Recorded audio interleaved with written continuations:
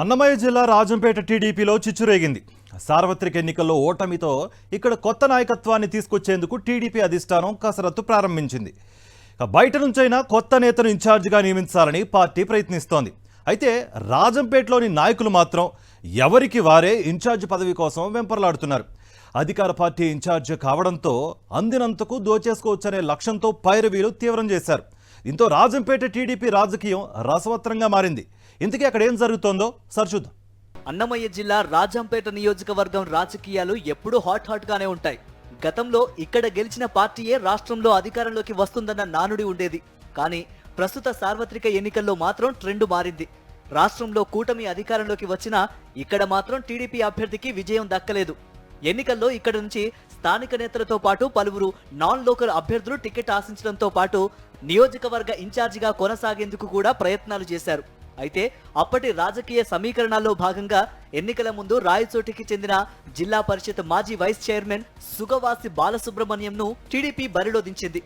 సుగవాసి ఓడిపోవడంతో ఇప్పుడు ఆయన స్థానంలో సమర్థవంతమైన నాయకత్వం కోసం టీడీపీ అన్వేషణ ప్రారంభించింది. గడచిన 5 ఏళ్లు మాజీ ఎమ్మెల్సీ బత్యాల చెంగల్ రాయుడు ఇన్ఛార్జిగా కొనసాగారు. ఇన్ఛార్జి ఉండగానే చామర్తి జగన్మోహన్ రాజు కూడా టికెట్ ఆశించారు.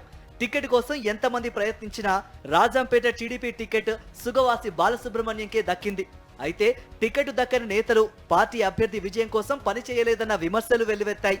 అందువల్లనే రాజంపేట సీటు ఓడిపోవాల్సి వచ్చిందని టీడీపీ అధిష్టానం వద్ద ఉన్న సమాచారం. దీంతో ఇప్పుడు ఉన్న నాన్ లోకల్ నేతలను కాదని మరో సమర్థవంతమైన నేత ఇక్కడ అవసరమని టీడీపీ అధినేత చంద్రబాబు భావిస్తున్నట్లు సమాచారం. స్థానిక నేత అయితేనే రాజంపేటలో బాగుంటుందన్న నిర్ధారణకు చంద్రబాబు వచ్చినట్టు తెలుస్తోంది.